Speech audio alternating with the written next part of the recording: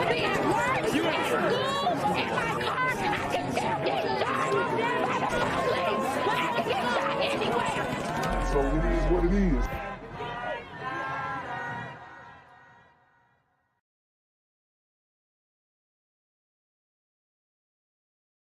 I'm here on the corner of MLK and Medgar Evers, and it's a very tranquil scene compared to just a couple hours ago where a drive-by shooting just took place. Excuse me, I'm getting live updates as we speak. I've just been updated to the amount of casualties from this drive-by shooting, and I'm getting reports that 2 people were actually declared deceased and 27 others were shot and injured, but are in stable condition.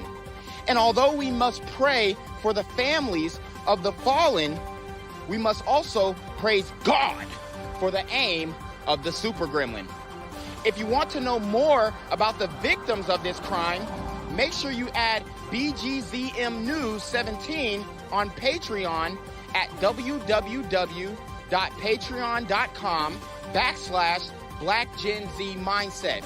Also, don't forget to like the video, share the video, subscribe to the YouTube channel, and comment on the video to continue the discussion on how we can find solutions to all this gun violence in the streets. For more hard-hitting news coverage from the community, by the community, I'm Jenquavius Jackson, here live, reporting from Atlanta, Georgia, BGZM News 17. And cut. All right, dogs. Let's get the out of here before these niggas come back. Whoa. Yo. Ain't that nigga J? Nah, that ain't me. That ain't me. He just went live. That ain't with me. Funky ass that's that nigga. That's not me. Hey, get that nigga. Jenquavius Jackson, here live, reporting from Atlanta, Georgia. Pray for me.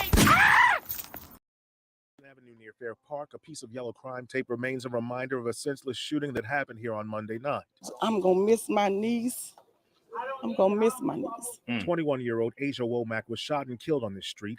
The James Madison High School grad, seen in the green cap and gown in this photo, was walking a few blocks from her home. Wow. And I told you guys in the community, anybody can get it. Women, children. It's open season. And it's sad because it's almost like there's nothing being done about it. A lot of these guys who are committing these heinous murders have been let out multiple times within the past couple of years. So there are a lot of issues going on that are not being spoken about. And it's just tragic that we have to see this continue.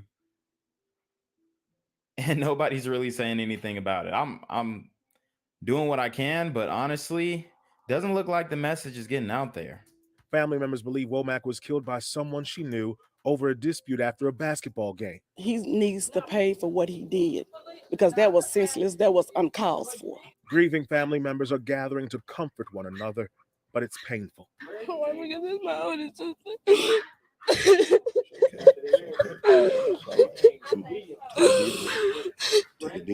It's also tough for community members like Billy Smith and Joe Johnson. That's hard there. I hate to see people take young kids' lives like that. They say a sense of... Yeah, and they don't care. They don't care. Hopefully, they're able to bring this guy in. I believe they already got him. And nail him, man. This is Dallas.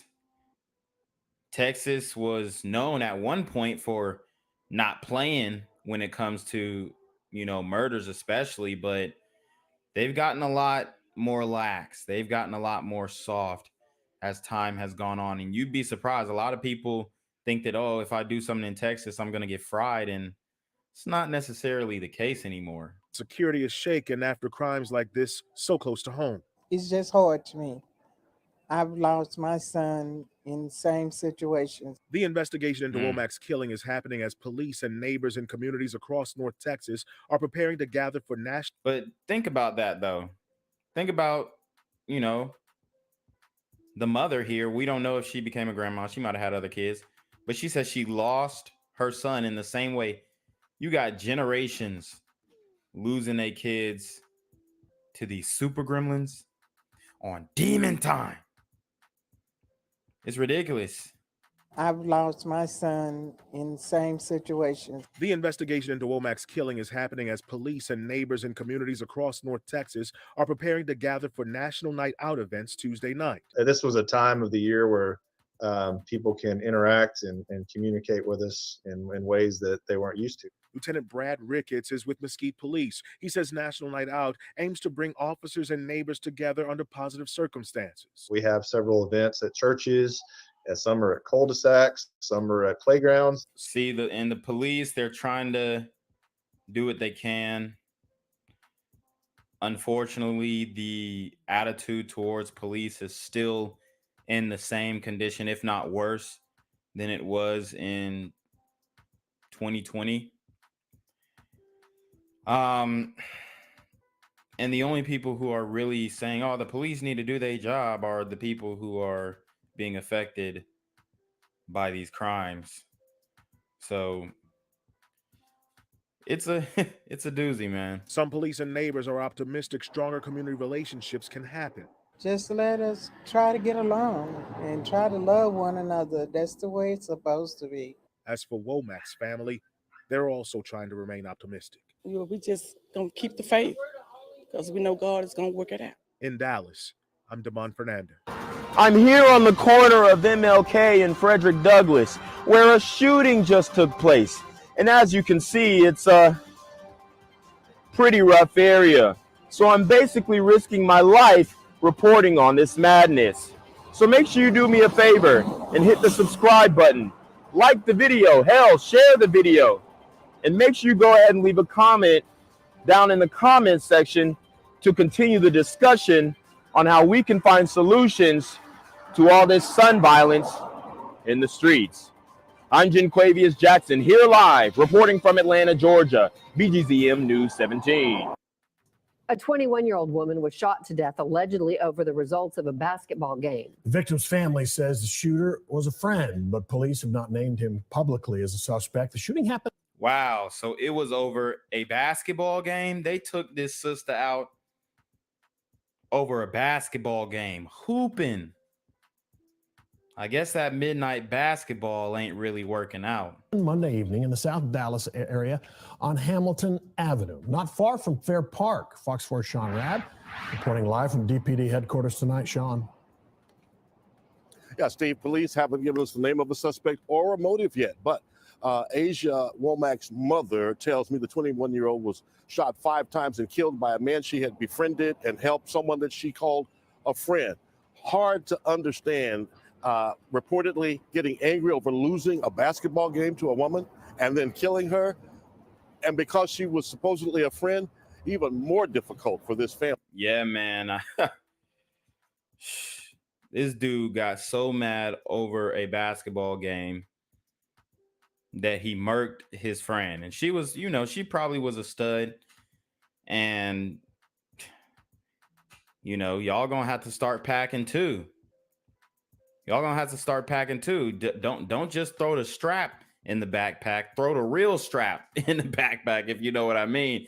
But you're gonna have to be double strapped up because, if you can get clapped by beating a man in a basketball game, which she tall, she has some legs, so I could definitely see her. Especially if she played high school ball, I could see her, rocking a guy. But if you can get X'd out for that, you can get X'd out for anything. Family to understand. Asia loved basketball. Yes, she did.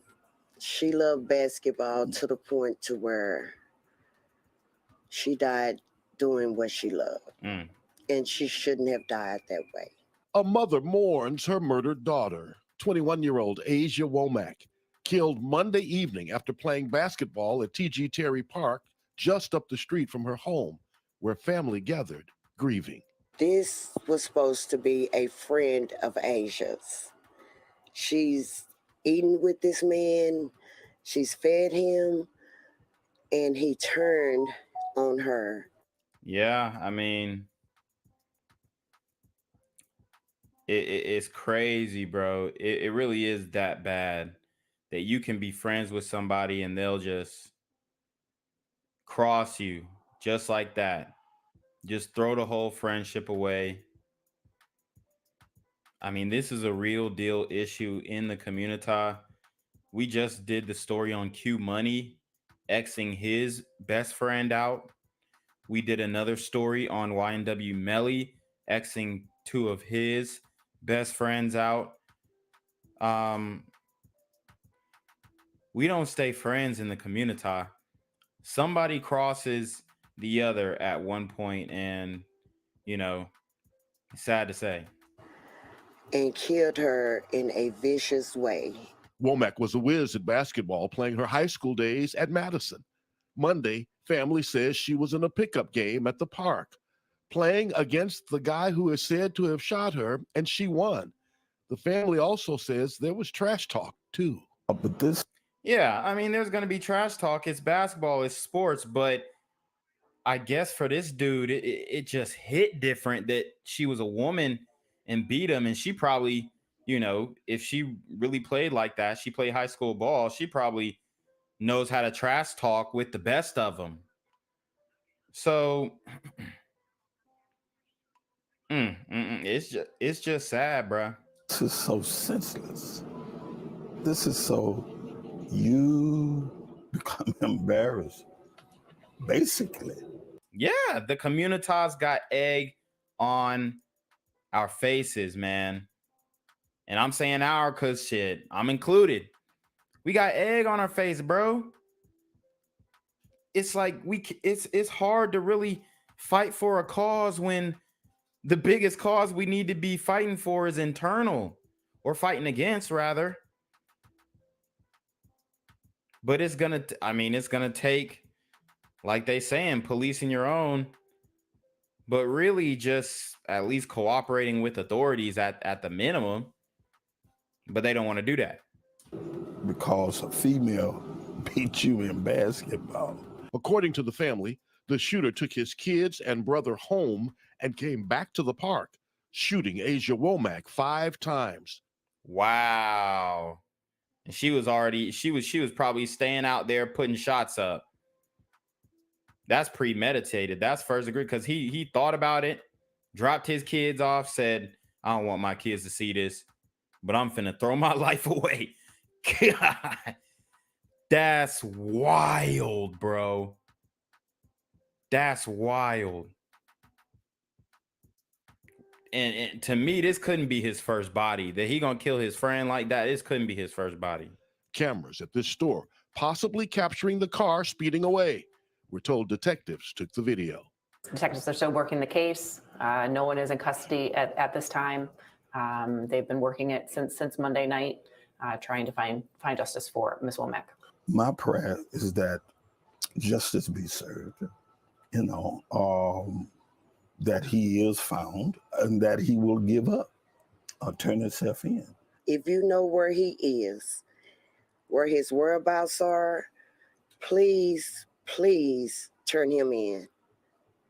Help the family out. We're hurting. Y'all heard that. Community, speak up. It's time to snitch. It's time to man up and give the guy up. Family's hurting. They asking. They don't have nobody in their family who can spin the block for them. Y'all seen how old those men were who are speaking on this family's behalf.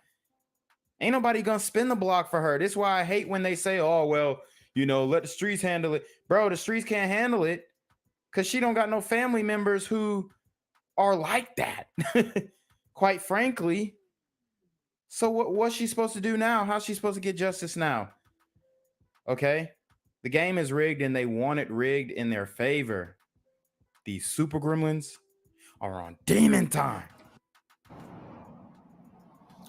So homicide detectives are trying to track down this person right now. Listen, Crime Stoppers offering a $5,000 reward if you know where he is for any information leading to arrest and conviction of the man who shot and killed 21-year-old Asia Womack. All right, Sean Rabb, live from Dallas Police Headquarters. Thanks, Sean. family is facing terrible pain tonight. Police continue to search for a man that family called a friend who's now accused of killing their daughter. And the reason for the shooting might have you shaking your head in disbelief. Steve Pickett reports the killing apparently surrounds losing a basketball game on a playground. Silence bounced off the backboards of TG Terry Park this afternoon. The basketball court sat empty while a mother and family tried to comprehend an incomprehensible act. Asia loved basketball. Yes, she did. She loved basketball to the point to where she died doing what she loved. Monday, 21-year-old Asia Womack. She died after being shot multiple times. Police and paramedics found her near Dallas's Fair Park Grocery. But it was here, on the basketball court of Terry Park, Asia Womack played a game against a friend. Police identify that friend as 31-year-old Cameron Hogg. There's an arrest warrant for him now. She's eaten with this man. She's fed him. And he turned on her and killed her in a vicious way. The motive for shooting and killing Asia Womack, as illogical as it may sound, the family believes. Oh, it doesn't have to be logical in the community. That's the thing. It doesn't have to be logical. There is no logic when it comes to this stuff. I mean, he was logical enough to take his kids back home. We got to get him. I mean, let's keep it a buck. The bar is low. We got to give him credit for that. He took his kids back home so they wouldn't be traumatized by that extreme violence. He saved the innocence of his own kids. Still selfish and narcissistic, but these dudes cannot take L's. At one point, it was like you can't tell them to leave somewhere. Now it's like they can't take an L at all. These super gremlins are on demon time. The suspect didn't like losing a basketball game to Asia and didn't like hearing about it. Police were told Hogg became angry after being teased by Womack after losing the game. This is so senseless. This is so you become embarrassed, basically, because a female beat you in basketball. If you know where he is, where his whereabouts are, please, please turn him in. Steve Pickett, CBS 11 News. Gang violence and other kind of violence. I could be at work, at school, in my car, and I can still get shot by the police. I can get shot anywhere. So it is what it is.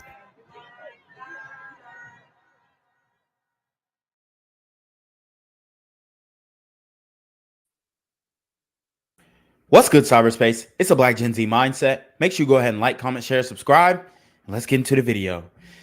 So, guys, it's not looking good in the sports world, in the community. It is not looking good at all. Okay? It's not looking good.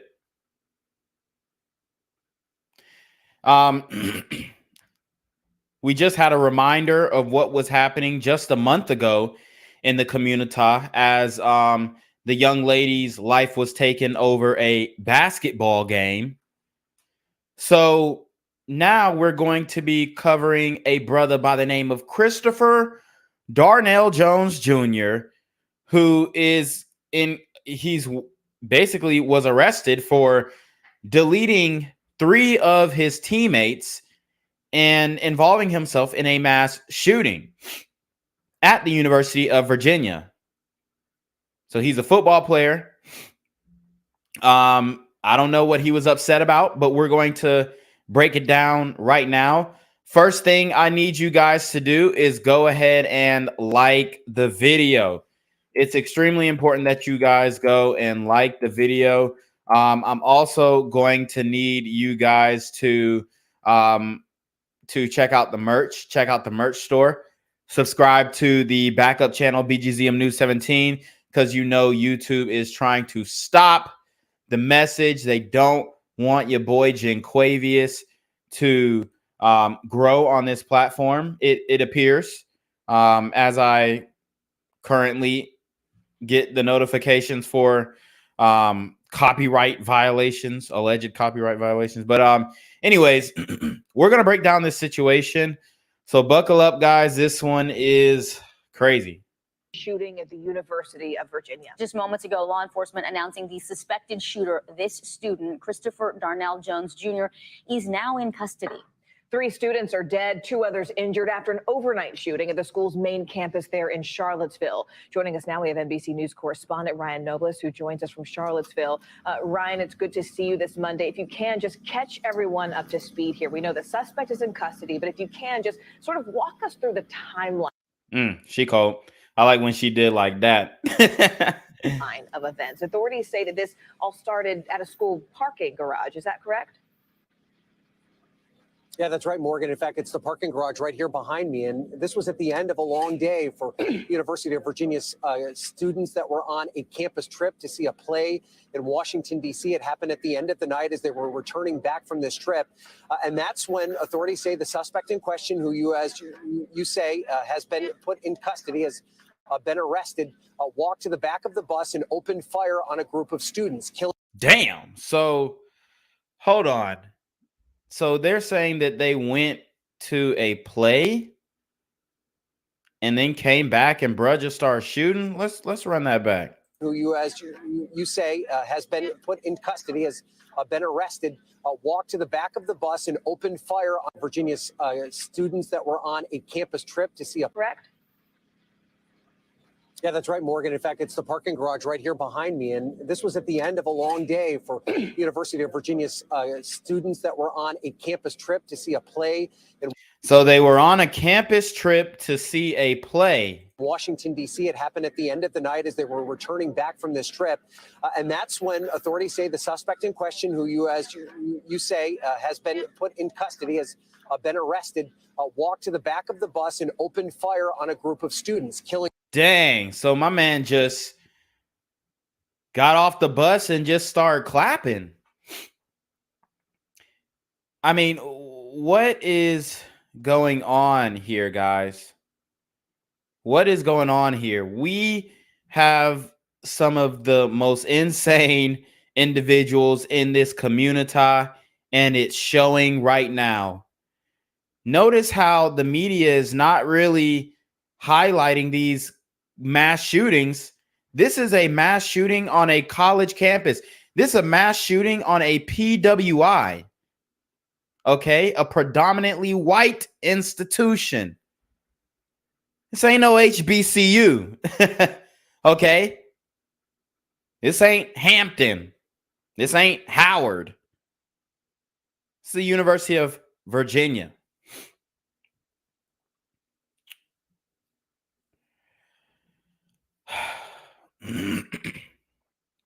A lot of these brothers are very emotional, maybe upset with their position in life. Although it's like, bro, you're in college. I mean, I don't get it. Like you're surrounded by snow bunnies and you gonna throw it all away? The fuck is wrong with these dudes, man? 3 of them, and we do know the names of those 3 students now. Devin Chandler, who is in his second year here at the University of Virginia from Virginia Beach. Lovell Davis, a third-year student from Richville, South Carolina, and Deshaun Perry, a fourth year from the Miami area. All 3 were members of the college's football team. And the police chief for the University of Virginia, Tim Longo, who briefed the press, described the scene to reporters in this press conference just a few minutes ago. So they were a part of the football team, and my man just took them out just like that. Okay, it's over for them. They'll never play another snap. They'll never play another down. And this is just sad, man. But you have these super emotional young Black men, unfortunately, doesn't bring me joy to say this. Okay. Doesn't bring me joy to say this. But you have these super emotional Black men, a lot of times being raised you know, in a single mother household. It looks like brother Christopher Darnell Jones, the super gremlin of the hour, was actually a junior. So, I mean, his dad had to be involved somewhat, right? To at least give him his name. But it's very interesting. And I'm now looking at something that says that he had a gun 2 months ago. Bystanders told the University of Virginia that he had the strap 2 months ago. Okay.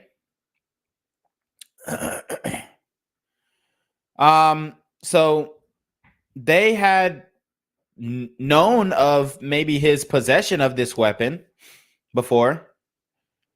Okay. They knew he was strapped up.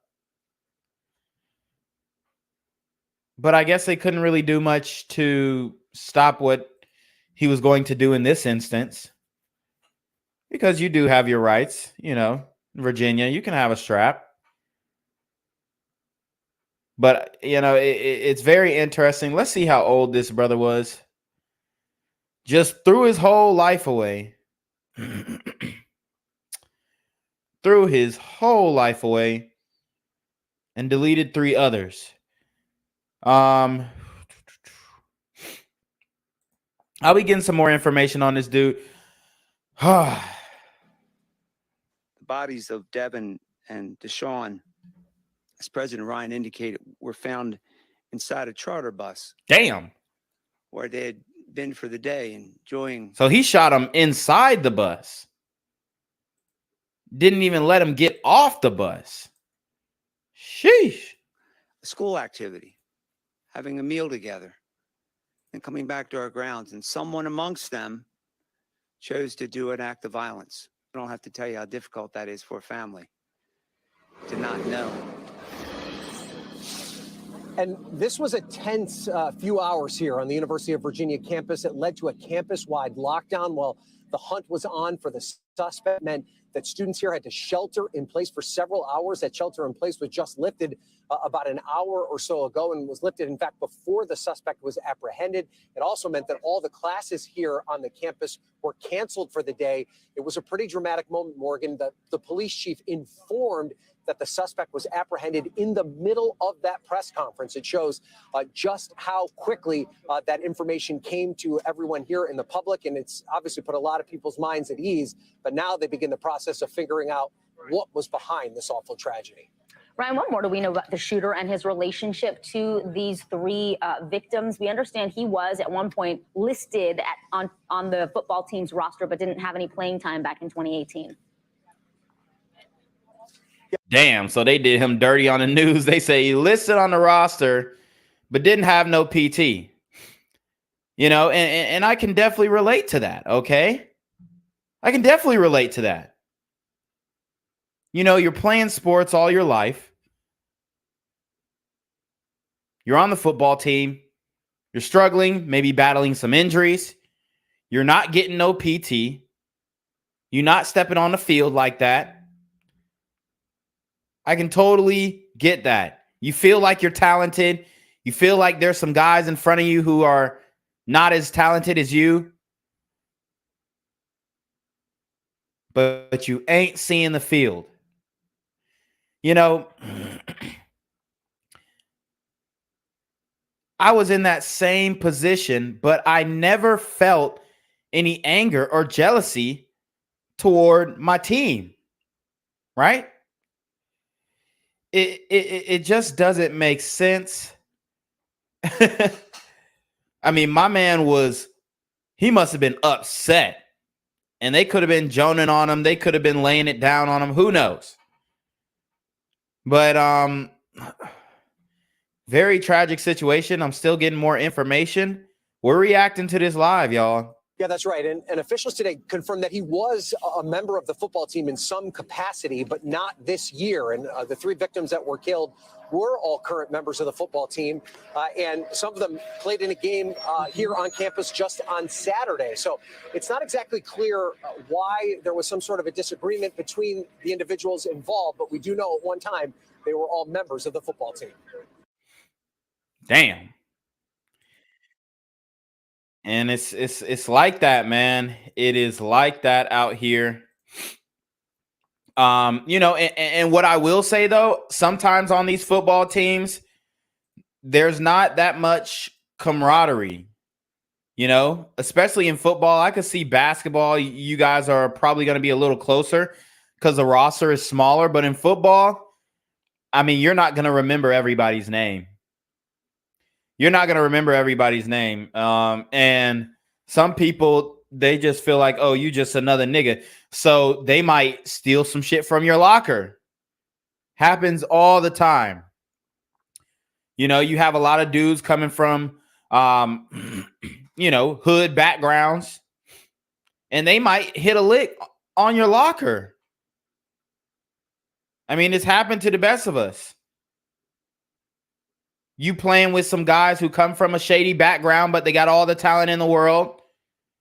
They still thinking they in the hood when they on college campus, sagging their pants, hoodie on with the headphones, and they not trying to give no eye contact or speak to anybody. They moving like they still like on the south side of Chicago. They moving like they still in the heart of DC, in Baltimore, right? With that demeanor. But they got athletic talent. They got that physical talent. And they might shit, man. This nigga 4-string. You know what I mean? This nigga 4-string linebacker. This nigga ain't finna do shit. That I'm telling you, that's how they feel. Not everybody, but that's how some people feel on these football teams. Okay? As you guys know, I played for the University of Georgia. We saw what happened to Akil Crumpton. And if you guys don't know about Akil Crumpton, he's the guy who caught the body at the racetrack in Oconee County. Killed the nigga. And then was connected to more shootings in Philadelphia. He was a Philly nigga. He couldn't get that Philly out of him. He couldn't shake that Philly. And he was a guy who was running punt returns and kick returns back.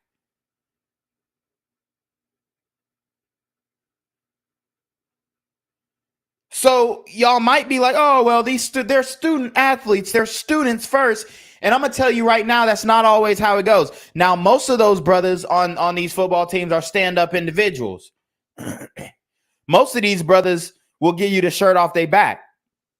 Most of these brothers volunteer in the community, give back, coaching, kids who are younger and still developing their talent, still developing their skill. Most of these brothers, are involved in that type of stuff. But there are some, okay, who are still in that hood mindset. And yeah, they might run through their teammates' locker because shit, fuck that nigga. He ain't me. Okay. Yes. Shout out to J. Lou. He says some actually go to church. Yeah, some of these dudes, they're participating in FCA and they have leadership roles and positions in FCA, and that's Fellowship Christian Athletes. But there are some, okay, who are still having the hood mindset. They still have that mindset, man. And they're trying to make a way. And honestly, it looks like this brother here, he might have came from a decent background. From pictures that I'm seeing, I see a nigga that looked like he could be his daddy. Maybe he the stepdaddy. I don't know. But as of now, his motives are unclear. Everything that we're putting out now is just speculation as to why he did this. But we're collecting the facts. We're going to begin in Virginia, where police say the suspect shot 5 people at the University of Virginia and is now in custody. 3 students are dead. 2 others are wounded. University officials say the shooting took place on a bus full of students returning to the school's main campus in Charlottesville from a field trip. The 3 people killed were all on the football team. Police announced the arrest of Christopher Darnell Jones Jr. during a news conference about the manhunt. The campus had been on lockdown for hours after the shooting. The entire university community is grieving this morning. My heart is broken for the victims and their families and for all those who knew and loved them. And they are all in my prayers. As I've said before, when I see our students, I see my own kids. And I cannot imagine anything worse for a parent than to lose a child. Joining us now from Charlottesville, Virginia, CBS News senior investigative correspondent Catherine Herridge.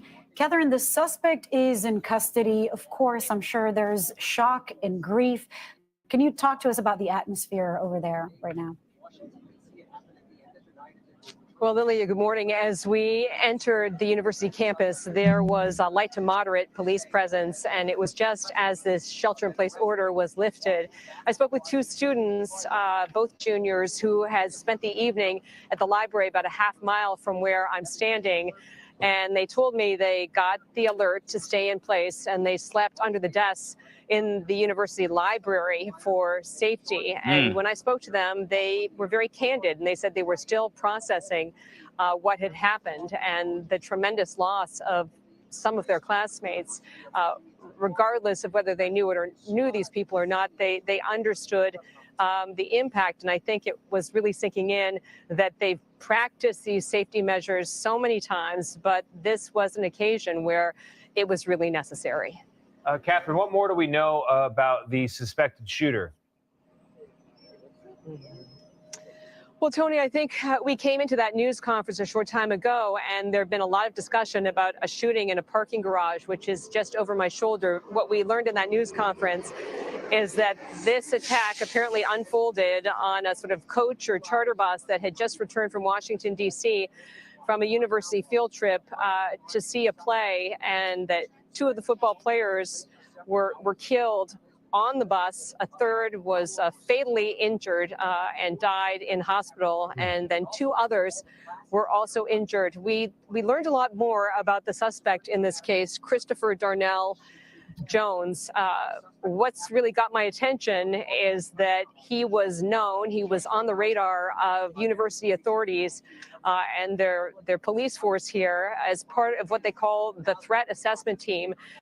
Okay, and from what I'm getting, he was a running back. He was 5'9". He was 195 pounds.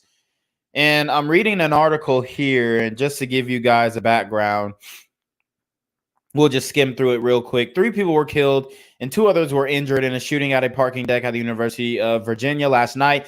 Police just captured the suspected shooter, Christopher Darnell Jones Jr., who has been confirmed as a student and a former football player at the university. 3 of the deceased have been confirmed as UVA football players.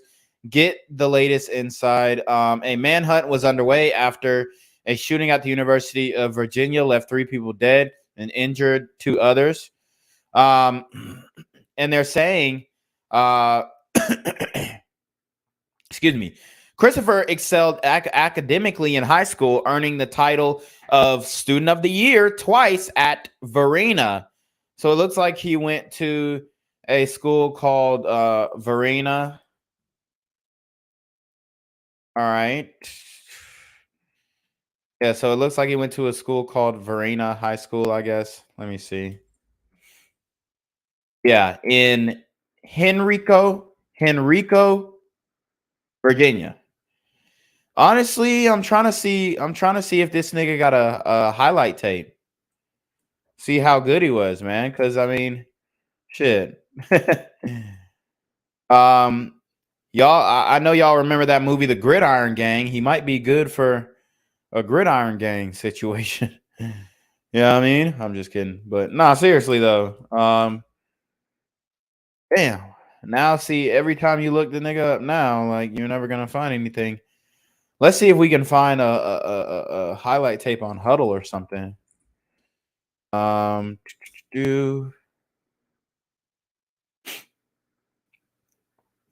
man. Let's see if I can search.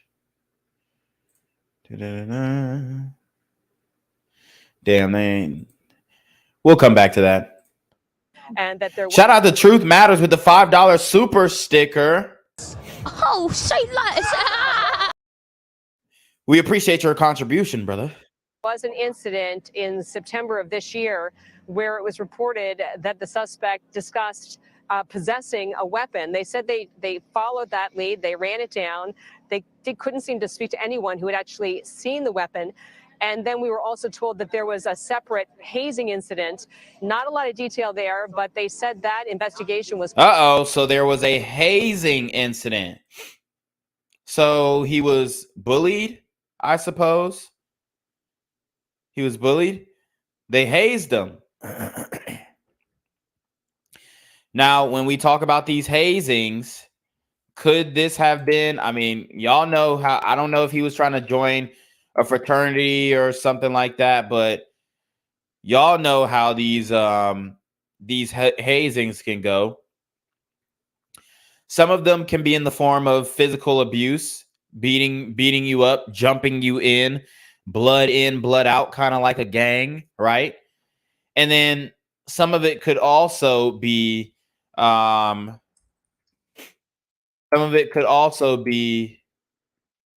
you know, maybe some homoerotic type initiation into, I don't know, whatever the fuck they had going on there.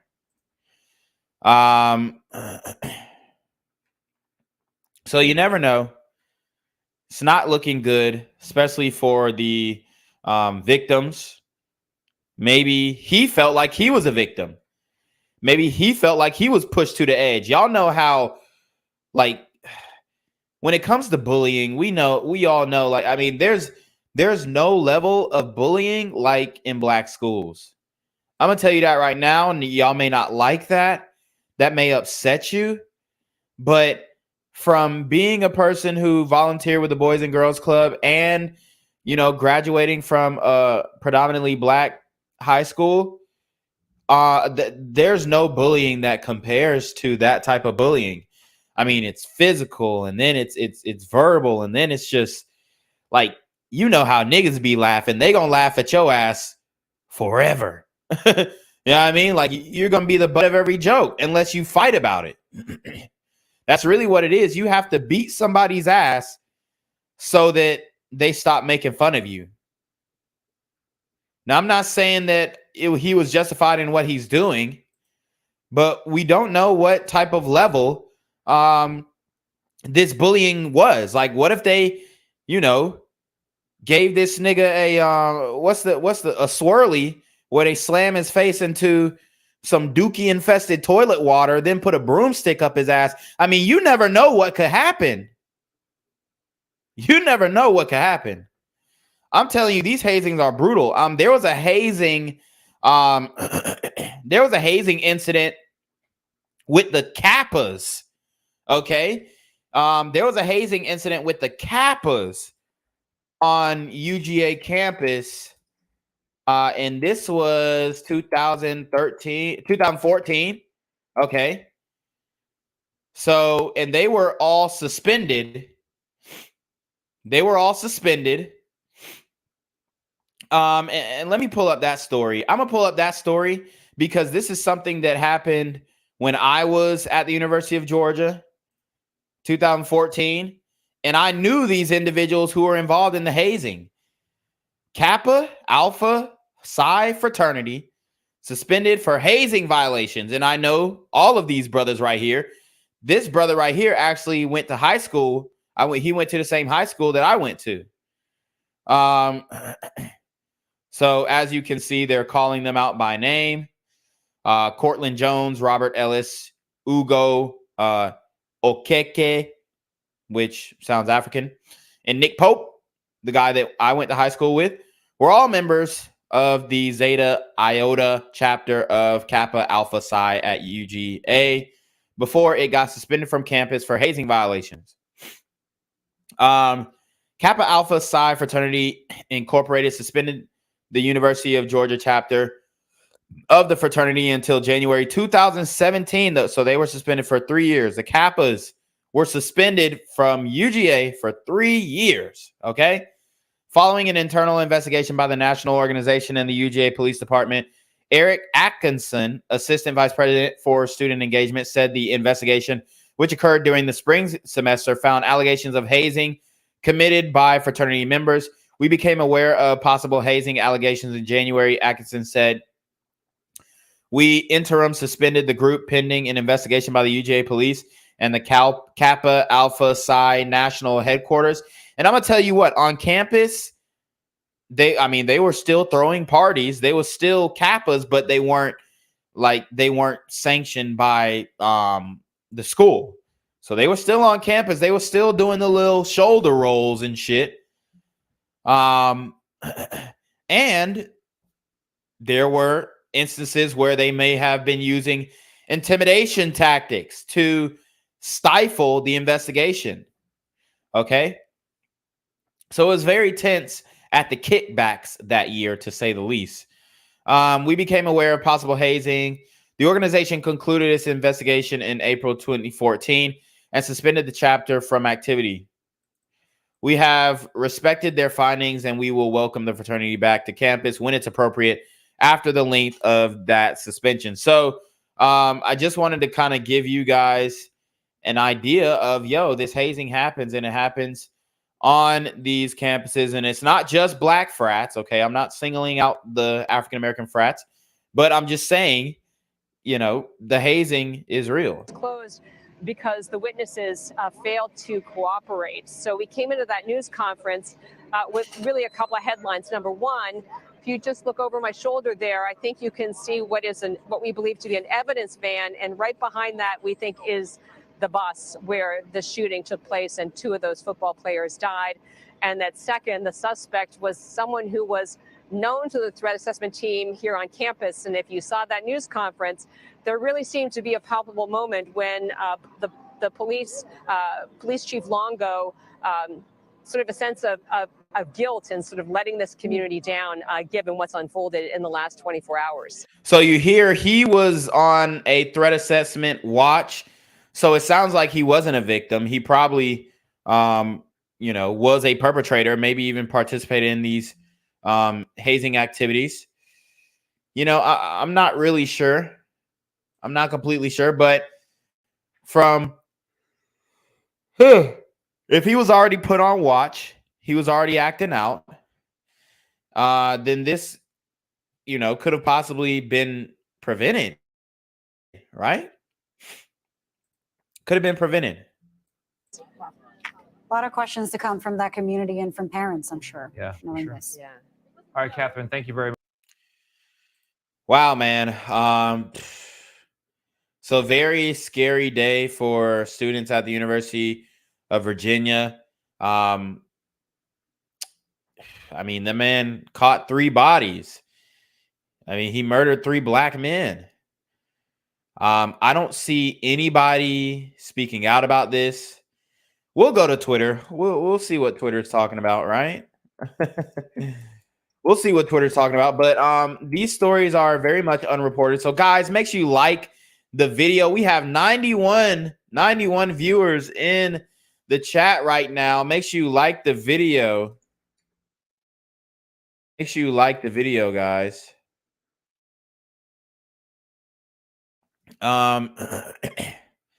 So they got homie on Twitter. Let's see. So boom. Here we go. Let's see what they talking about on Twitter. Taken into custody. Leftists want Ethan Crumbley's family jailed, and the same for Brian Laundrie's family. They want the cousins, aunts, uncles, second and third cousins arrested, but they weirdly aren't saying the same thing for Christopher Darnell Jones family. Why arrest the innocent? Okay, so Ethan Crumbley, we already broke that situation down. I definitely think that they should have been held accountable because his mom was damn near his mom was damn near she was encouraging him to do some crazy shit. Brian Laundrie as well. The parents were definitely they basically allowed him to get away and commit suicide. I don't know if that really warrants charges in that situation specifically. But I mean, you could bring them up on charges. So I don't really think that was a good comparison. So let's see. So I don't really see like much outcry, except news articles. Let's see. Christopher Darnell Jones Jr. is suspected of killing 3 and injuring 2 at the University of Virginia. Not millions of people who lawfully keep firearms. Do you have the courage to say that? Okay. Guess that's Democrats' version of social justice. No, wait. Maybe it's social equity justice. The company we keep, University of Virginia alleged shooter faced hazing probe as football player. Okay. So it looks like he was the one participating in the hazing. Maybe his classmates decided to snitch on him. Robin S. Hadley, was it mentioned in the presser that Christopher Darnell Jones was on the class field trip with a loaded gun? If it wasn't, why not? Attack wasn't an ambush. It was a premeditated slaughter. Yeah, for sure. I could definitely agree. Premeditated. I'm still trying to find my man's highlight tape from high school. But I mean, it is getting deep out here in the community. You got brothers at PWIs catching bodies now. I mean, that's different. Usually don't really see that.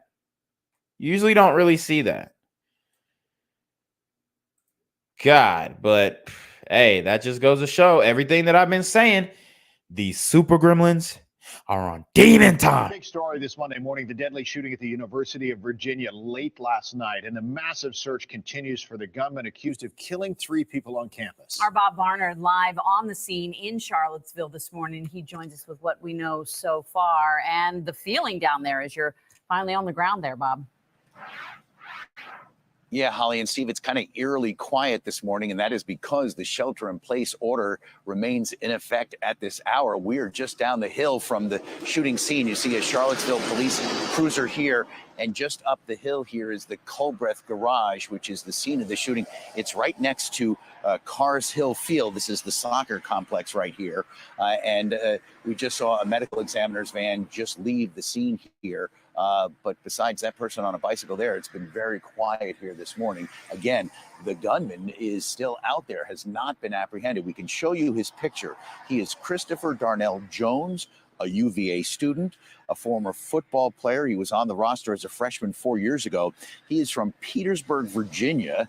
He was once at his high school the student of the year, but this morning, Christopher Darnell Jones is considered armed and dangerous. He is accused, and we can show you scene footage from last night here, of killing 3 people and wounding 2 others, a shooting that the UVA president Jim Ryan calls heartbreaking. Governor Glenn Youngkin has just put out a tweet saying that he and the First Lady of Virginia, Suzanne, are praying for the UVA community. You've got university police working with Virginia State Police, Charlottesville Police, the Sheriff's Office, and what have you, looking for Christopher Darnell Jones. There is a massive search going on here in and around the campus this morning, and I can show you what they can tell us at this hour about Mr. Jones. He was last seen wearing a burgundy jacket or hoodie, wearing blue jeans and red shoes. And last, as far as they know, he was driving a black SUV with Virginia tags TWX 3580. So the SUV and Mr. Jones are still out there, again, considered armed and dangerous. There is a number that the UVA community is putting out for family members who live in the Washington area who maybe have not heard from their child. A number to call, and that is 877-685-4836. Again, that is a hotline just for families who are looking for specific information if they can. Clearly, since it happened last night, it is now 7:30 in the morning. We're hoping that most families in our viewing area who have children here have made that connection, but they are still being told to shelter in place. Classes today have been canceled as this investigation and manhunt continue at this hour, guys. Bob, I know you're still gathering information, but taking a look at the parking garage, there was obviously word this happened near there. Do you know if it happened in the garage or just near the garage? I don't know, Steve. It was basically put out at the Culbreth Road garage, and that's it. So whether it was inside, outside, there's police tape there on the outside, but that doesn't mean it didn't happen inside. And obviously there were some witnesses who saw that SUV leaving the scene last night. So whether that was parked outside or in the garage or just nearby at the time, we just don't know. But that's the scene. It is the garage. Not sure where exactly the shooting took place and why. What this was all about, the motive behind this, we just don't know at this point. Bob, two questions for you. One, the garage there, is it near like dorms or like where exactly on the campus is the garage? And there hasn't been any confirmation, right, that the victims were students. We don't know that either. We don't know. No, we don't. Just that the gunman is a student and that the university president, Mr. Ryan, says we're praying for the families. So whether the victims, the 5 who've been shot, 3 killed, 2 wounded, are students, staff, security, we just don't know at this hour. But basically where we are is this is just as you arrive into campus, as you're coming, south on 29, that you see there's some fields here, there's some soccer fields here, and up this slight hill is the garage. And then to the right, there are some buildings, but quite frankly, I don't know what they all include. One has some, Greek initials. So this may be a fraternity or sorority, the brick buildings up the hill here. Whether there are dorms nearby, I just don't know. But this is on the edge of the campus, and it is very quiet, again, because that shelter-in-place order continues at this moment, Holly. You had another question? Just real quick, Bob. Last thing, a lot of people were talking about this and, possibly any ties to the football team. And we know that this suspected gunman was a high school football star, apparently made the roster at some point at UVA. Did he ever play a game for UVA?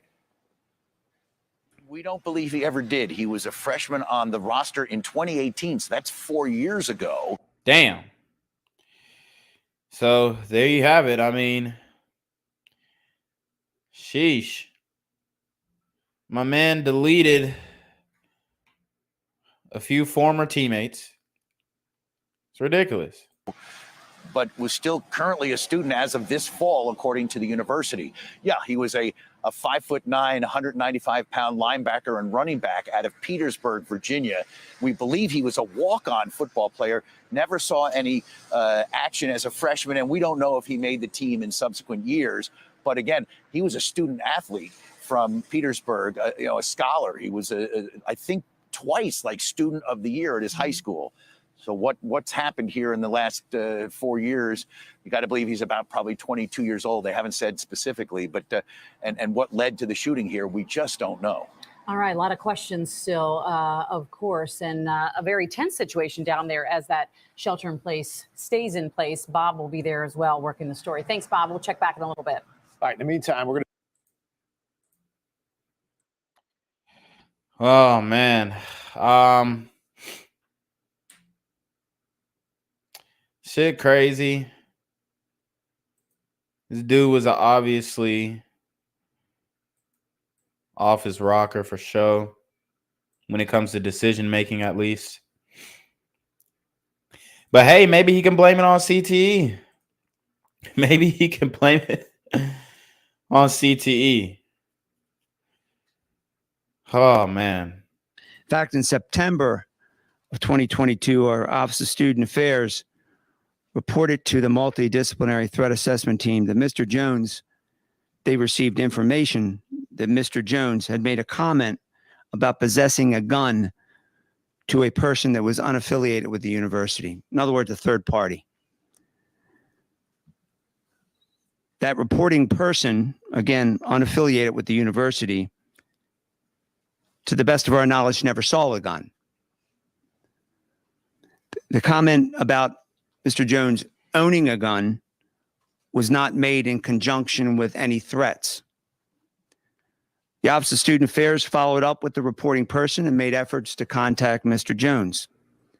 In fact, they followed up with Mr. Jones' roommate, who did not report seeing the presence of a weapon. Pardon me.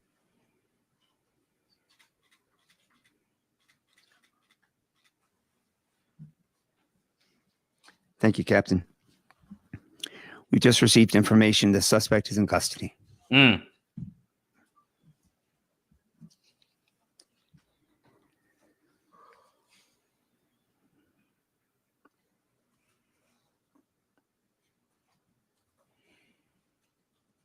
I don't know why the hell he taking so long. But yeah, they got word on live television that the suspect was in custody. So let's keep it moving.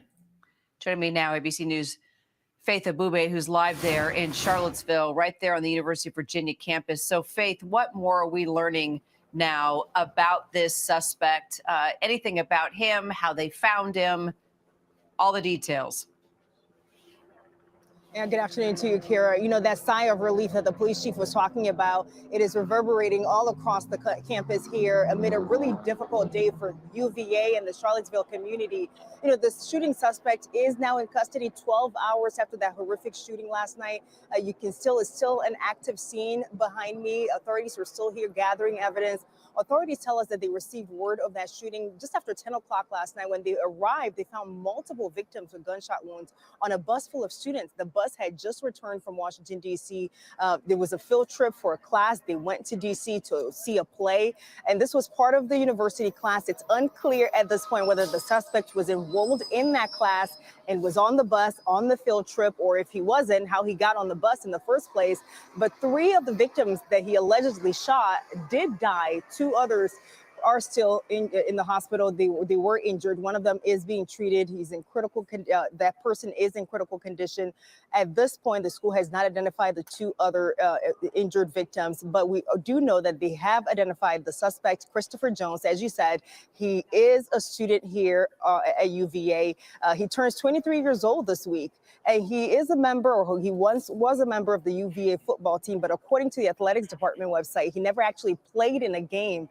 This afternoon, we're Damn, they keep harping on that shit. hearing that he is facing several felony charges, including second-degree murder, using a handgun in commission of a felony. And we're also expecting investigators, as they get more information, they will be adding more charges to this. But as for what we are learning about him, well, police are still figuring out the motive behind the shooting.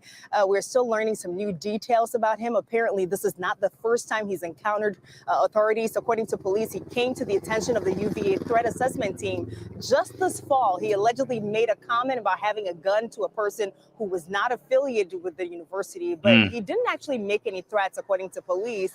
And his roommate never actually saw him with a gun. And so we're not sure what happened to that case, but there was another alleged hazing incident. The circumstances of that still unclear at this point, but we are told the threat assessment team did disclose the investigation because they had to close the investigation because they really couldn't get a lot of cooperation from the suspect in this case. The threat assessment team also learned that there was a prior criminal incident involving. So y'all heard what she said. Sounds like he might have pressed somebody who was off campus, and then they essentially didn't want to give any more information. So the police hands were tied. So it takes a group effort to prevent these mass shootings. You know, they're going to say, oh, well, they had him on surveillance. I mean, yeah, they had had him on lookout, but it's not like they were observing him 24/7. You just don't have the resources for that. So, you know, this guy was able to keep moving, continuing on, because apparently the individual that he allegedly victimized, I guess, wasn't willing to go all the way through with, you know, having him prosecuted. Concealed weapon violation involving the suspect. This apparently happened outside of Charlottesville last year. School policy does require the suspect to report an incident like that, but according to police, he did not report this. And of course, all of these details are going to be part of the larger investigation into what happened, why it happened, and whether this could have been prevented. Kira. Yeah, Faith, there is just so much to take in right now, and it was pretty remarkable right there in the middle of that news conference. That they got word the suspect was in custody. All right, Faith, as you work your sources and more details, please let us know when you have more. We will come back to you. Meanwhile, we're going to bring in ABC News contributor and former FBI agent Brad Garrett. So, Brad, multiple law enforcement agencies, the ATF, Virginia State Police, so many involved in this investigation. So, considering the suspect was at large for more than 12 hours, I guess, first of all, what did you make of the police response? No one likes to see an alleged shooter on the loose, but 12 hours, that's pretty good. They must have gotten good intel on how to track him down. So look at it this way, Kara. Every time there is a public shooting, in particular on a college campus, a public school, even a business, the federal, city, county, and state teams get together. So the FBI and ATF typically show up to offer assistance, a lot, a little, whatever the local jurisdiction actually needs, but they're used to working together. So start with that. The ability then to get the word out of Mr. Jones's identity of his car, and the tag number. That would go to all of the surrounding jurisdictions of Charlottesville. I'm going to guess Henrico County is not very far away. Did the police, it was on their radar via the word that was put out. They did, I'm going to guess, a car stop or some version of that, and took him into custody. But it does show you that the system and these various jurisdictions can work together, because sadly, we have so many shootings. So let's talk about the fact that he was already on law enforcement's radar, and apparently it was tied into possibly a hazing incident among the football team. There were reports that he did have a weapon. What do you make? I mean, clearly, when we were hearing about his background, the fact he was on the football team, possibly the honor roll, you're sort of shocked. It doesn't fit the typical profile, right? Then we start hearing. And see, I get it, because that's kind of my line of thinking as well. But then you got to be like, look, man, this is what these super gremlins are on nowadays. So it's crazy, y'all. But it does. I mean, at this point, it may not even matter. Like, if he was doing well in school and all this stuff, and maybe they were just passing him. Maybe he really wasn't doing that well. Maybe they were just, or he had a bitch who was, doing his work for him. You never know. About the fact that law enforcement did know about him, that there was something involved with hazing and the football team. It's all sort of piecing together now. So we tend to make a mistake in sort of being stereotypic about who will commit mass shootings. And yes, you are correct. Many times we see maybe mental health, but certainly a troubled person outwardly. I'm going to guess that Mr. Jones has obviously his own set of issues here. Anger, rage, maybe uncontrollable rage. Maybe it's directed toward football, maybe not. I don't think it's a coincidence that the people he harmed were connected to the football team that he apparently either got kicked off of or was just not on it at the time of the shooting. And so, you have to start with that. If you look at what little we know, a person, Mr. Jones, some sort of violation in reference to a concealed weapon, maybe another comment by somebody that he said he had a gun, but the person never saw the gun. And then this hazing incident, as we both know, could mean all sorts of things, a big deal, not a big deal. But if you put them all together, I mean, what does law enforcement do with that? I mean, the number of people that are stopped with having guns that either aren't registered or they're in a jurisdiction where if you are carrying it concealed, it's illegal. Will that be noted? It was noted, I suppose, in a criminal record. But that's about all police can do with that. It's not a direct threat. It's much like when we start hearing about people online saying they're going to go do X. That's when law enforcement can do something about it. It's not a perfect system. We miss some of these shooters because of that. But we'll have to know more about were there indicators, real aggression, anger, rage indicators between Mr. Jones and the people that were shot, or maybe even the football team in general. Yeah, it's still a lot we don't know. So just kind of looking ahead now, what are your biggest safety concerns as University of Virginia students start to head back to class? Clearly, it's rocking the campus right now. Well, there is no doubt. I mean, it sort of shakes your, feeling of comfort. I mean, you go to college, you're typically young, but the college campus itself is kind of like a cocoon. You feel comfortable there, you feel safe there. And this, even though this would strike me as perhaps a targeted shooting, it still will make you feel not safe, at least for a period of time. In other words, somebody came on campus with a gun, a fellow student, and killed their other students, these football players. And so there's going to be trauma there for, I suspect, for some, an extended period of time. So, as you can see, these are the brothers that he deleted. We don't know why he targeted them, or if it was, bad aim. Maybe he was looking to shoot others, but ultimately I think that, yeah, he was probably just trying to delete some football players. And they're really going to have to work through. And, the college itself sounds like, they are really offering help and will work with these kids to sort of get them through to the other side of, hey, this is really a safe place to be, and we're here to protect you the best we can. And I'm told we saw it just for a second there, Brad. We just got photos of the three victims: Lavelle Davis Jr., Devin Chandler, and Deshaun Perry. So those are the names of the three victims. We just got these pictures in, again, left to right. Lavelle Davis Jr., and then Devin Chandler and Deshaun Perry. We will continue to bring in, obviously, more information, learn more about these victims, hopefully more about the alleged shooter, Brad, as we continue our coverage. Brad, thank you so much. Thanks for rolling with me there. Hi, everyone. Okay.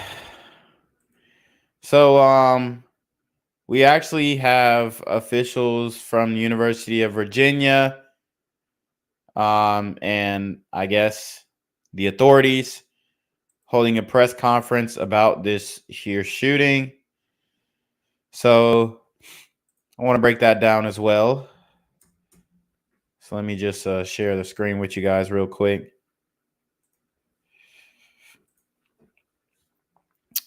Oh, man. But as you guys can see, this is we're getting media coverage today. But is it going to continue?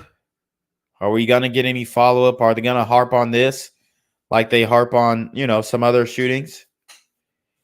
It seems like they even tried to, get Uvalde up on out of here because it was, it didn't fit the profile. But then when you look at the Buffalo shooting, they tried to get that one up on out of here too. And you would think that that would be like the situation that the left would want to take advantage of and say, hey, here's racism, here's a face of racism in America. But they swept that one under the rug too. I mean, there was a little coverage of it, but they didn't get into it like that. Of the University of Virginia. This is a sad, shocking, and tragic day for our UVA community. I will describe briefly what we know at this point and then turn things over to Chief Longo. But before I do that, let me say how deeply sorry I am for the victims and for their family and friends. So in terms of what we know, as I mentioned in an email we sent out early this morning, last night at approximately 10:30 p.m., University Police responded to a call of shots fired in the Culbreth parking garage area. The suspected shooter is UVA student Christopher Darnell Jones Jr. Upon arrival at the scene, University Police encountered several victims of gunshot wounds. The shootings occurred on a bus full of students returning from a field trip. 3 of the victims did not survive. They were Devin Chandler, a second year from Virginia Beach, Virginia, Lavelle Davis, a third-year student from Ridgeville, South Carolina, and Deshaun Perry, a fourth-year student from Miami, Florida. All 3 were members of the football team. 2 other students were wounded and are being treated for injuries at the UVA Medical Center. One is in good condition, one is in critical condition. In order to protect their privacy, we are not releasing their names at this moment. The families of all the victims have been notified, and the university is providing any and every available assistance. I have spoken with 4 of the families, and I spoke directly to the student who is in good condition. Law enforcement, including university police, local law enforcement agencies, and Virginia State Police, continue their search for the suspect and will not stop until he is found. They have, however, lifted the shelter-in-place order following an exhaustive building-by-building search of grounds and are confident that the suspect has left the area. Classes and all extracurricular activities have been canceled for today, including the men's basketball game scheduled for this evening. Although we do not yet have a full understanding of the motive and circumstances surrounding these events, police are investigating as we speak. We will continue to keep the community notified of developments via our emergency alert system and further community-wide emails. I'm grateful to law enforcement for their response and to our community for facilitating their work with what I realize has been a long shelter-in-place order. This is an unimaginably sad day for our community. The entire university community is grieving this morning. My heart is broken for the victims and their families and for all those who knew and loved them, and they are all in my prayers. As I've said before, when I see our students, I see my own kids. And I cannot imagine anything worse for a parent than to lose a child. Please know we will do everything we can to honor their lives, and we'll come together soon as a community to mourn these losses. In the meantime, if you need help, especially our students, please don't hesitate to reach out to the resources listed in the email I sent early this morning. And please reach out to each other and lend each other an ear and a shoulder, even if virtually. This is an extraordinarily difficult day for our community, and we need to comfort and support each other and those closest to the victims of this horrendous shooting. Thank you. And now I'd like to turn it over to Chief Longo.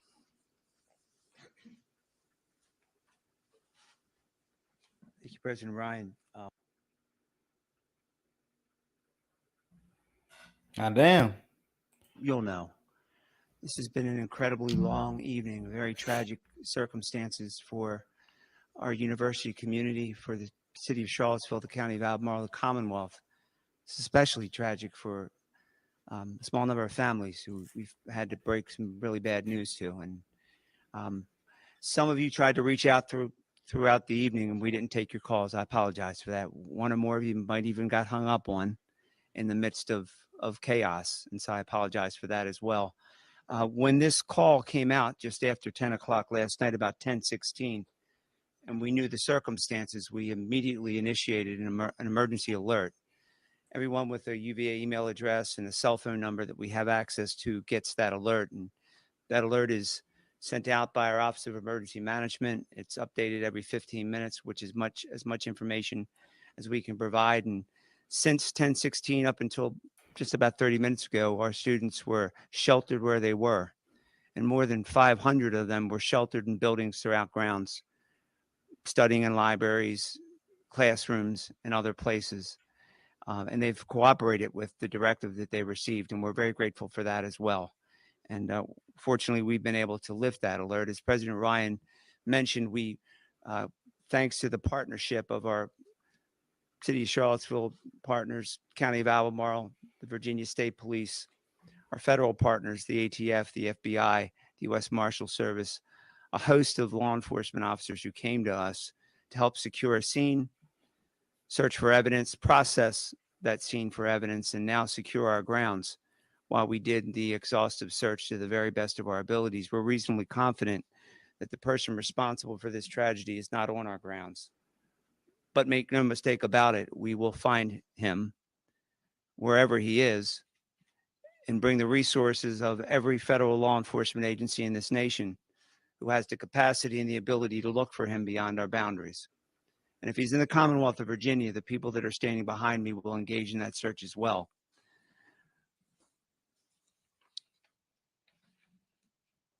The bodies of Devin and Deshaun, as President Ryan indicated, were found inside a charter bus where they had been for the day, enjoying a school activity, having a meal together. So I'll go ahead and already tell you that the charter buses are usually used by the football team. Now, I don't know if he kind of snuck on the bus or if he was still on the team in some capacity. I think they might have said he wasn't on the team anymore. But I mean, he could have easily snuck on the bus for sure.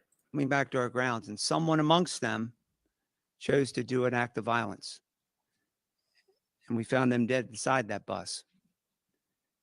And for hours, we had to process a crime scene. And I know I don't have to tell you how difficult that is for a family to not know, to see email chatter and social media. And well, we did our best to try to keep up with that, to let people know what we knew and what we were trying to do. And hopefully now that we've caught up, we'll be able to continue to share that message to the many families across this world that have young people here at our university, to let them know that their young people are okay and that there will be people here for many days to take care of them.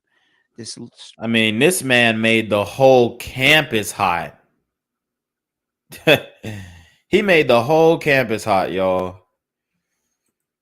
Damn, bro. I mean, imagine at this point, you finna have a whole bunch of dudes, especially brothers, fucked up, trying to spit game on campus. Okay?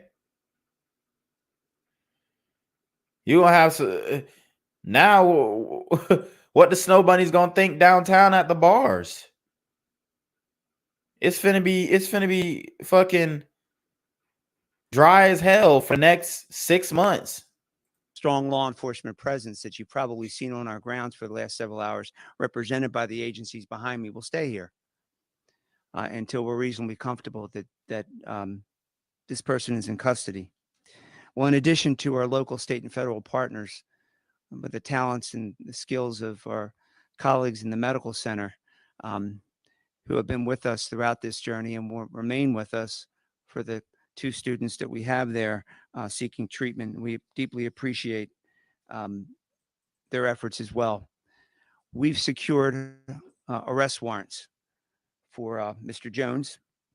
We've charged him with 3 counts of second-degree murder, and we charged him with 3 counts of using a handgun in the commission of a felony. Those facts and circumstances were reviewed by a judicial officer, and those are the charges that were proffered. There comes a point in time that those charges need to be amended, and certain facts and circumstances arise that will cause us to do that. We'll do that. But we'll do that through the advice and counsel of our Commonwealth's attorney, and to the extent federal law applies, the Office of the United States Attorney for the Western District, Mr. Kavanaugh, is present here today. I want to give you a description of Mr. Jones. He is described as a black male. He was born on November the 19th, 1990. Wow, finally they come with a description after they have him in custody, I guess, right? They usually don't hit us with a description. So as you can see, they've got the brother in custody. Now they're describing him. Too little, too late. I mean, we could have used this description a lot earlier. 99. When he was last seen on our grounds, he was wearing a burgundy jacket, blue jeans, and red shoes. We believe he's driving a black SUV bearing Virginia registration.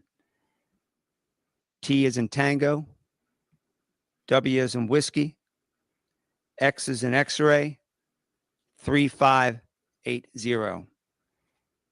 TWX 3580. We implore anyone who's on our highways and byways who should see that vehicle bearing that tag to call 911 immediately and report his whereabouts. Try to keep that vehicle in sight. We believe perhaps that Mr. Jones remains armed and he's to be considered dangerous and treated accordingly. I want to share some information with you because I want to be transparent with you. I want you to know what I know to the extent that I can share that information this afternoon. Mr. Jones came to the attention of the University of Virginia's threat assessment team in the fall of 2022. In fact, in September of 2022, our Office of Student Affairs reported to the multidisciplinary threat assessment team that Mr. Jones, they received information that Mr. Jones had made a comment about possessing a gun to a person that was unaffiliated with the university. In other words, a third party. That reporting person, again, unaffiliated with the university, to the best of our knowledge, never saw a gun. The comment about Mr. Jones owning a gun was not made in conjunction with any threats. The Office of Student Affairs followed up with the reporting person and made efforts to contact Mr. Jones. In fact, they followed up with Mr. Jones' roommate, who did not report seeing the presence of a weapon. Pardon me.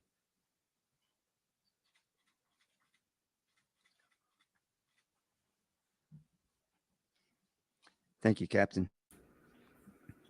We just received information the suspect is in custody. So that's when they got him. Okay, so they described him right before they got him in custody. Like I said, could have used that a lot earlier.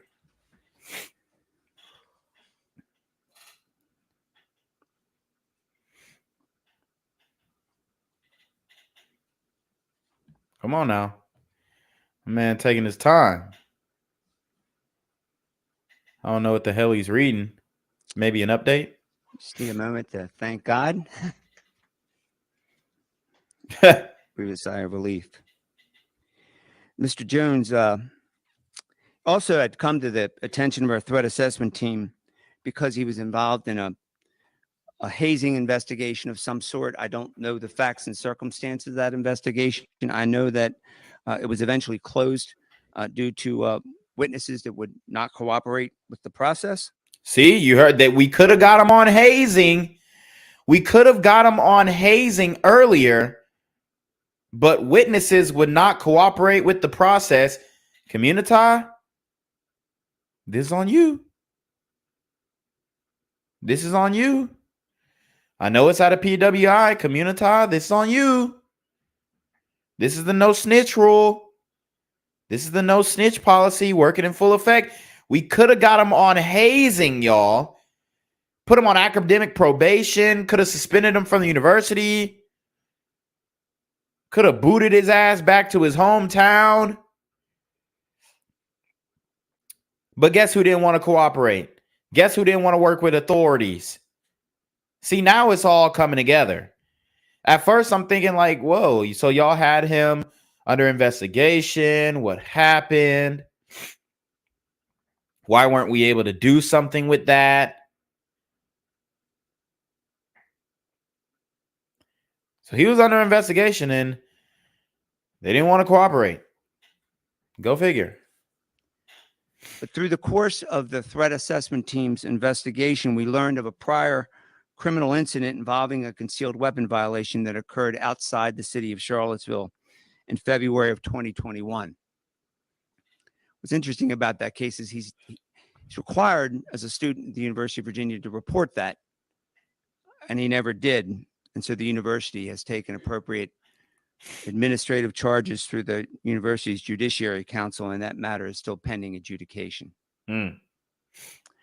Thought it important to share that information with you, to let you know that he had been called to our attention, and to answer any questions you might have about that. I want you to hear that. I want you to hear that from me, not hear it from someone else. So I'll stop there, and we'll take any questions that you might have. I'll call him out. We have time for a couple questions. Chief or President, can you discuss where the field trip was going, the affiliation of people that were on that bus and on that field trip, and if the suspect was part of that trip or stepped onto the bus?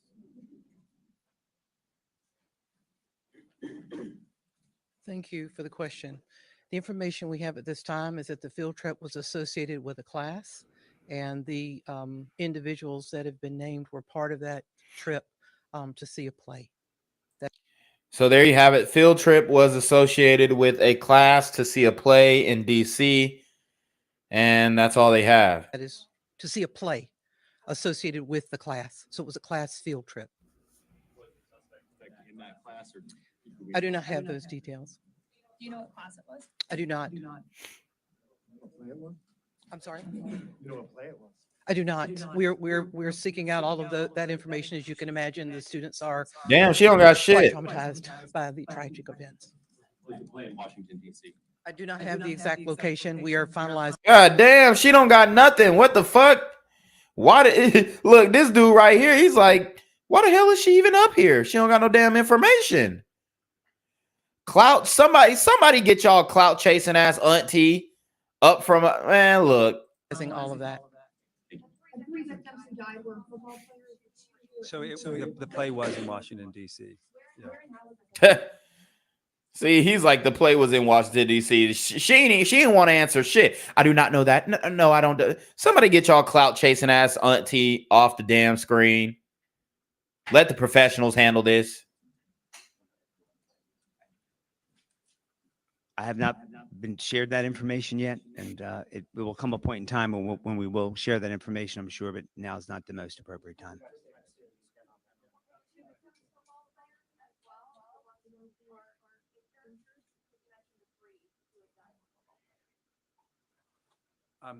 We're not releasing information about the patients who are still in the hospital at this time.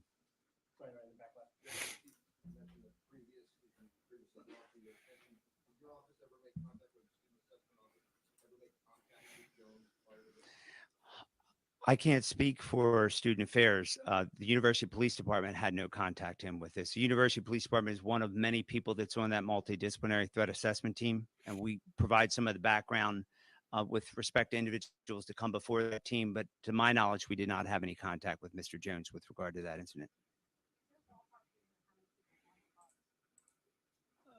My understanding is ballpark about 25.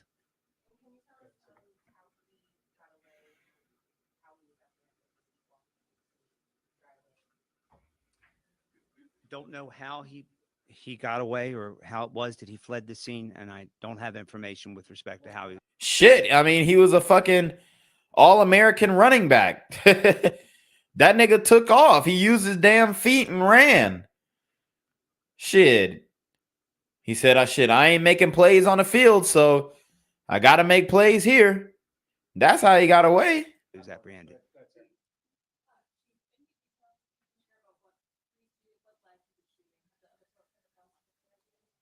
We're in the process of doing that now.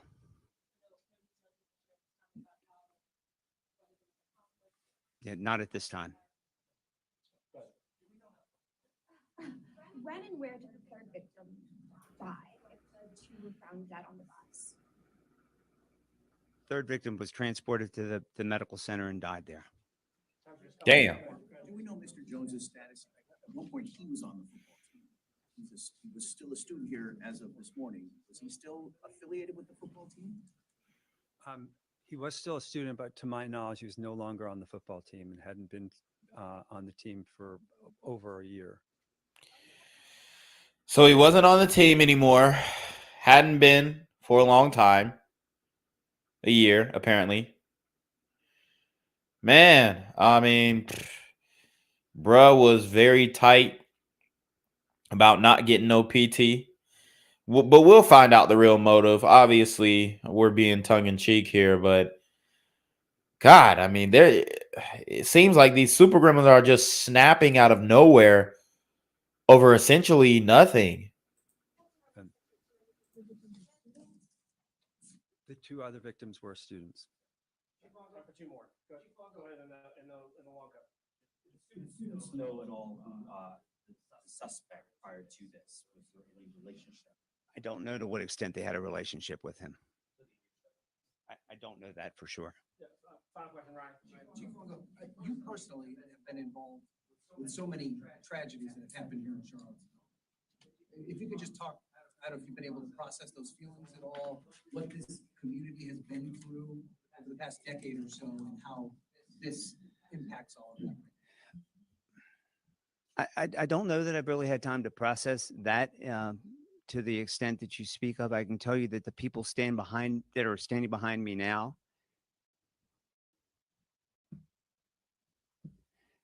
it speaks for itself, how we get through these things. These agencies that are represented here were on these grounds very quickly.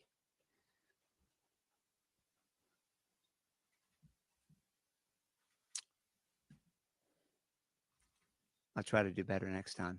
That's all I have for right now. We can't do this alone, and we obviously haven't. And we Found on campus, off campus at least? Or where he's in custody, or who brought him into custody? Well, I can tell you to the best of my knowledge, he was not found on campus. I cannot tell you where he was located. So he wasn't found on campus.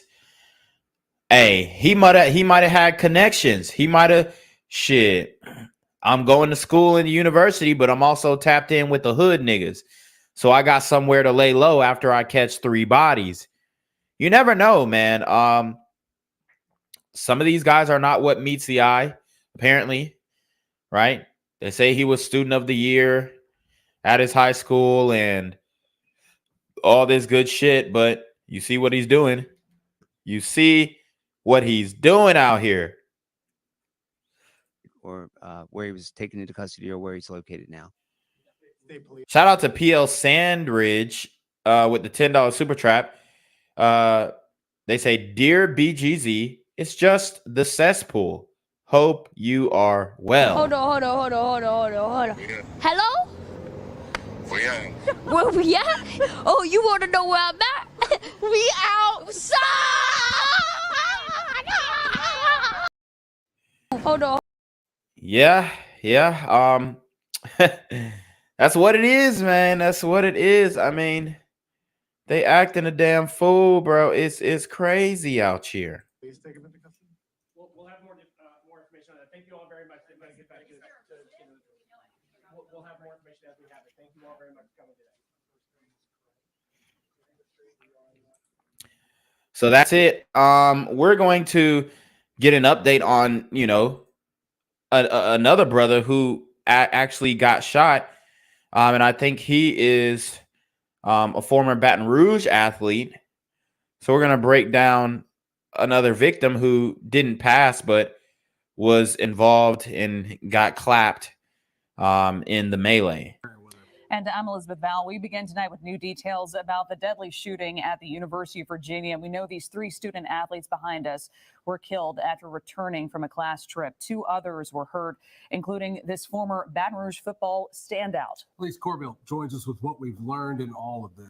So he hurt my man here. So obviously it was all football players. I don't know if this class was an elective class, because it's very rare to have like this many football players in one core class. So it could have been an elective. And that definitely that definitely could be a reason why there were so many football players on that bus. A former coach of University Lab High School identified one of his former players and current UVA running back Mike Hollins as one of the injured. It is a sad, shocking, and tragic day for our UVA community. And that is how University of Virginia President James E. Ryan started off Monday morning's somber press conference following Sunday night's deadly shooting. Upon arrival at the scene, University police encountered several victims of gunshot wounds. The shooting left 3 dead, all members of the Cavalier football team, and 2 injured. One of the 2 injured is from Baton Rouge. Former University Lab running back and linebacker Mike Hollins, who is a current member of the Cavalier football team. During his time at U-High, Hollins led the Cubs to back-to-back state titles. Here is Hollins reflecting on his time at U-High back in 2018. So we're brothers. The chemistry here is great. To end a season like this with my brothers is awesome. That's all I can ask for. Sports Line Player of the Year, Mike Hollins, U-High. That same year, Hollins received the Warwick Dunn Award as WAFB's Sports Line Player of the Year. Just to be acknowledged with that list of names is just a great. Shout out to Warwick Dunn, a former Falcon. Okay, former Falcon, defensive back. Great guy, great player. Shout out to Warwick Dunn. Lots of speed. So that's dope. Just, I feel like accomplished because everything I put in, all the sweat, all the blood, and all the Friday nights that I played, it just paid off. The accused shooter is a former UVA football player, 22-year-old Christopher Darnell Jones Jr. In fact, in September of 2022, our Office of Student Affairs reported to the multidisciplinary threat assessment team that Mr. Jones they received information that Mr. Jones had made a comment about possessing a gun to a person that was unaffiliated with the university. Good morning. LSU head football coach Brian Kelly started his Monday news conference with thoughts on the UVA tragedy. Our thoughts and prayers are with the football players at Virginia who were senseless victims of shooting on their campus early this morning. It's tragic. Hollins was shot twice and went through surgery this morning, which went well, according to his former U High coach, Chad Mahaffey. And current U High head football coach Andy Martin released a statement which reads in part, quote, "Our thoughts are with Mike, his family, and with the families of all the victims," end quote. And now another young man from our viewing area, Davion Wicks, I'm so sorry, from Plaquemine High, also now plays for UVA. His mother said he was not injured in the shooting. And we will, of course, update all our viewers with our team coverage on our 9 News app. Yeah, in fact, our Liz Co is en route there right now to try to bring you the local perspective there from Virginia. Thank you, Elise. We appreciate it. Oh, man. So there you have it, guys. I think we pretty much have covered this to the fullest extent. Man, they are not slowing down for nothing. Another mass shooting in the United States. Another one perpetrated by the community. We're tallied up. We're in the lead for mass shootings this year. Okay. But I do want to show you guys, like, you know, the brother who ended up losing his life. I guess this is one of the brothers, Vel. Let's see. Let's go to the Instagram. This was one of the last posts that he posted. He said, "Catch me in the city." And he's with the laughing emoji, Washington, D.C. Obviously doing, you know, he's doing some type of imagery. I don't want to go as far as to say, you know, what type of imagery it is, but I don't think this is, you know, what you should be throwing up. But that's just me. That's just me. So let's go to the brother Vel. Damn. So here, Lavelle Davis Jr. As you can see,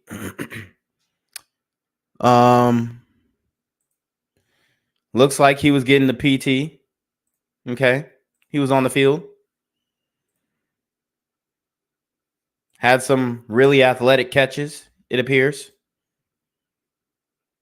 Here's a little highlight. As a freshman. Looks like he was a true freshman. Very long, tall, lanky guy. Lots of talent. Lots of talent, man. God. You know, and when you're this popping, when you're this young, strong, healthy, you feel invincible, man. You feel invincible. Very talented guy. Very talented guy. It doesn't look like he was into no goofy shit. I mean, it's just crazy, y'all. So there you have it. Brother working hard, doing his thing. He was paying homage to Nipsey. It showed. Imagine that. One of your favorite rappers get killed. And then shortly thereafter, my man is deleted. So people in the comments section, rest easy, you know, love you, bro, fly high, all that good stuff. As you can see, this was 22 hours ago. He was giving props to DeAndre Hopkins, maybe an inspiration of his. The last story that he posted, it appears, was deleted.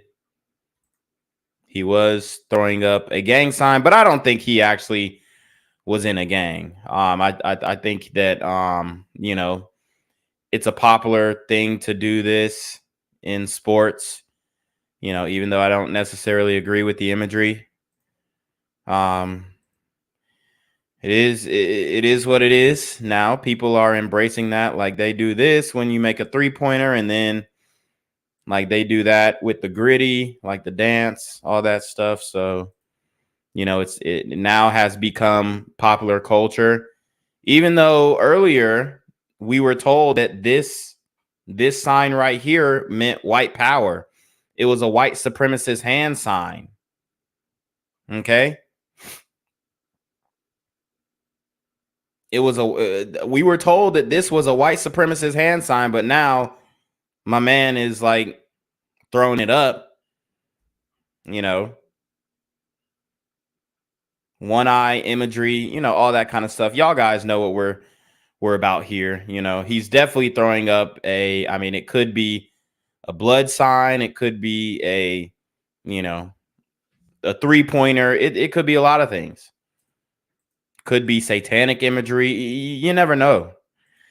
But obviously, this sign has transcended, I guess, being the white power sign or the 3-point sign, and now it's just being used willy-nilly in photographs when people really don't, you know, understand exactly what it is. We got Devin Chandler. We'll look at Dev's Instagram if we can find it. Shout out to PL Sandridge with the $2 super trap. He says, Dr. E. Michael Jones has lots of content on YouTube. Oh, say less. Okay, I'm not sure how relevant that is, but I appreciate the super trap. Maybe I'm missing something. Maybe I'm missing something here. Okay, so I'm not finding Devin. I'm not finding Devin's Instagram, but we got Deshaun Perry. Damn, he killed my nigga Deshaun. Let's see. Jones is described by police in Charlottesville as black, wearing blue jeans, burgundy jacket, red shoes. So as you can see, it looks like he did have people around him. Okay. Looks like this may have been or might be his father. The motives still remain unclear. Very, very bad situation here. Very bad situation. Okay. These types of things definitely not supposed to happen on these PWI campuses. Okay. My man's starting to make the University of Virginia look like a damn HBCU. Oh, man. So there you have it. It happens there too. Yeah. Apparently it does. But who's doing it there and who's doing it at the HBCUs? Looks like the same individuals, unfortunately. These super gremlins are on demon time. So, I mean, that pretty much wraps it up. I don't see any more stuff on this one. I think I covered it all. Damn, just a tragic situation. My man crashed out over what? We don't know. I will be following up with this one, guys, as you know.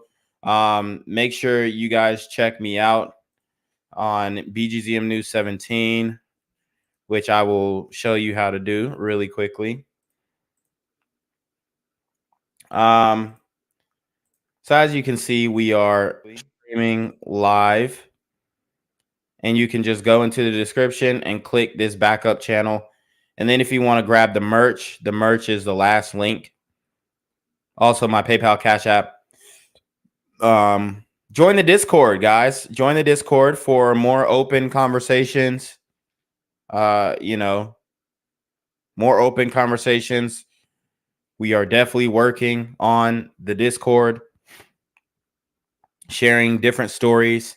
I may even react to some of the stories on the Discord. So, guys, show your support. Show your support. I can't do this without you guys. Y'all know YouTube don't want to.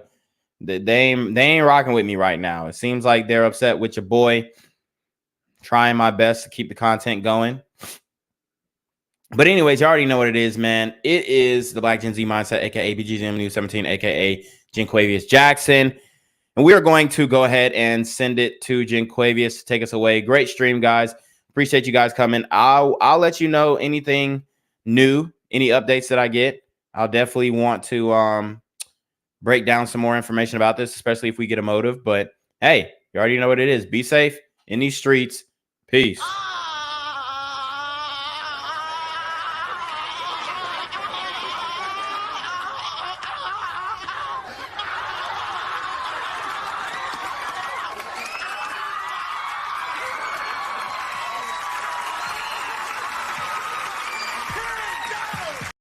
I'm here on the corner of MLK and Medgar Evers, and it's a very tranquil scene compared to just a couple hours ago where a drive-by shooting just took place. Excuse me, I'm getting live updates as we speak.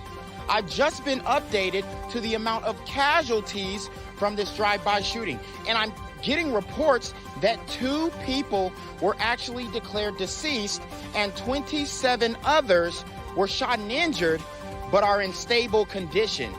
And although we must pray for the families of the fallen, we must also praise God for the aim of the super gremlin. If you want to know more about the victims of this crime, make sure you add BGZM News 17 on Patreon at www.patreon.com/BlackGenZMindset. Also, don't forget to like the video, share the video, subscribe to the YouTube channel, and comment on the video to continue the discussion on how we can find solutions to all this gun violence in the streets. For more hard-hitting news coverage from the community, by the community, I'm Jenquavius Jackson, here live, reporting from Atlanta, Georgia, BGZM News 17. And cut. All right, dog. Let's get the out of here before these niggas come back. Whoa. Yo. Whoa. Ain't that nigga J? Nah, that ain't me. That ain't me. He just went live. That ain't with me. Funky ass Yeah, that's that nigga. That's not me. Hey, get that nigga. Jenquavius Jackson, here live, reporting from Atlanta, Georgia. Pray for me. Gang violence and other kind of violence. Guess what? I could be at work, at school, in my car, and I can still get shot by the police. But I can get shot anywhere.